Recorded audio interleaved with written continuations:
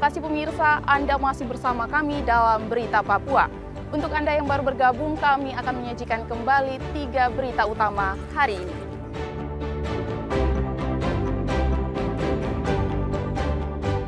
Pencarian Kasat Reskrim diwarnai kontak senjata dengan KKB. Komnas HAM selamat.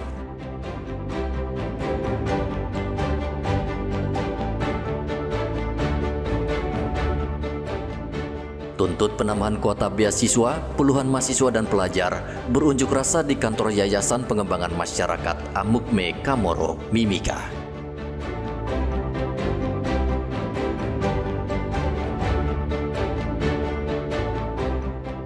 Teluk Yotefa adalah salah satu destinasi wisata unggulan yang populer di kalangan wisatawan, baik lokal maupun dari luar daerah.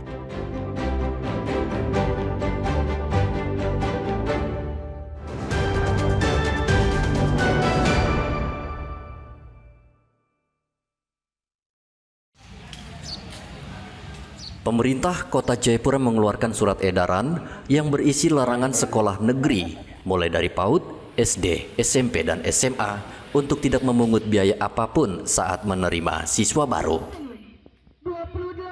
Selain itu, Pemkot juga melarang sekolah menahan ijazah dengan berbagai alasan.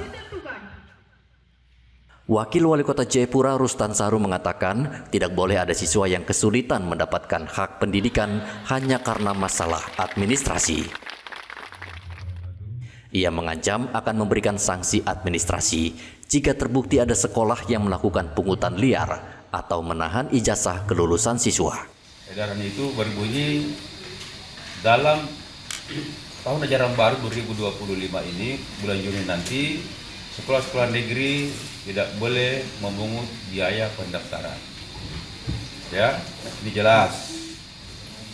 Nah, itu kan biaya pendaftaran itu biasanya misalnya seragam.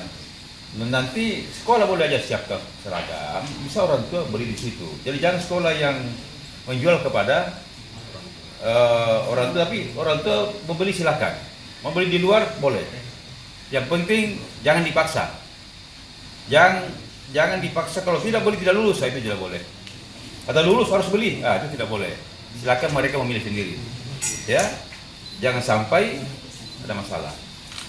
Yang kedua, tidak boleh ada pungutan ujian pada hari ini dan perpisahan. Kenapa di bawah kita larang? Karena kita ekonomi menurun. Jangan lagi bisa orang tua dan anak kita. Persatuan Guru Republik Indonesia wilayah Papua mendukung kebijakan pemerintah Kota Jayapura yang melarang pungutan liar. Tanggapan PGRI Provinsi Papua sesungguhnya mendukung program pemerintah kota untuk melihat kebijakan pungutan itu atau pembebasan biaya. Namun daripada itu ini harus diluruskan baik. Harus dikumpulkan komite-komite sekolah dan juga kepala sekolah dibicarakan supaya tidak membias kemana-mana. Sebagai pandangan dari PGRI mendukung dengan baik karena tujuan sebetulnya pemerintah kota ingin meringankan beban orang tua dengan kondisi hari ini. Namun juga di sana kami berharap pemerintah kota ambil andil juga pembiayaan-pembiayaan yang dihapus itu yang tidak boleh lagi kami tarik, ya paling tidak harus ada bantuan dari pemerintah kota. Memang seluruh kepala sekolah wajib menindaklanjuti surat edaran Wali Kota Jayapura terkait pembebasan biaya masuk pendaftaran, uang buku, uang seragam, uang ujian, dan biaya kelulusan. Dari Kota Jayapura, Papua, Hendra melaporkan.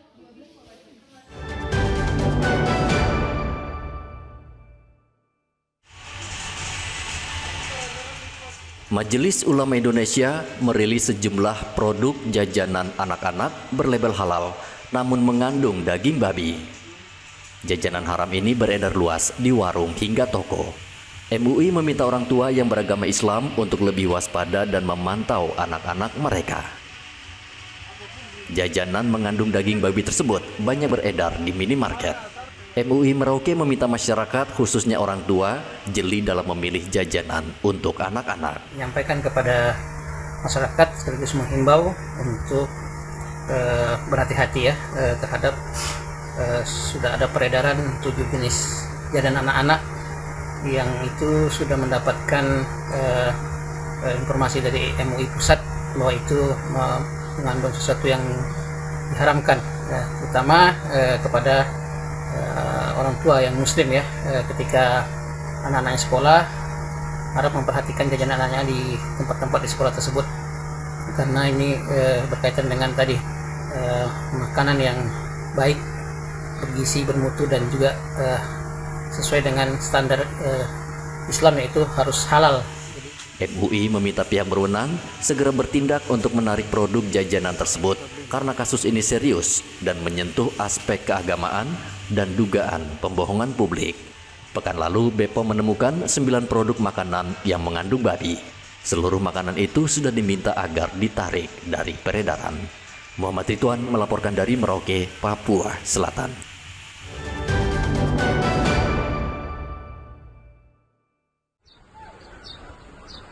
Pemerintah Provinsi Papua Tengah akan membangun 5 sekolah unggulan di Nabire.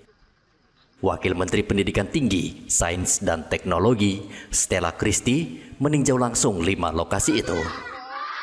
5 SMA unggul Garuda itu dibangun atas permintaan Presiden Prabowo Subianto karena kurangnya sekolah di wilayah Papua Tengah. Pertama-tama SMA unggul Garuda adalah ekosistem yang diputuskan langsung oleh Bapak Presiden Prabowo Subianto, dan ini terdiri dari 3 bagian. Yang pertama adalah membangun sekolah-sekolah yang baru, karena Bapak Presiden ingin memberikan akses bagi mereka yang belum mempunyai akses sampai saat ini untuk pendidikan berkualitas, pertama sekali membangun sains dan teknologi.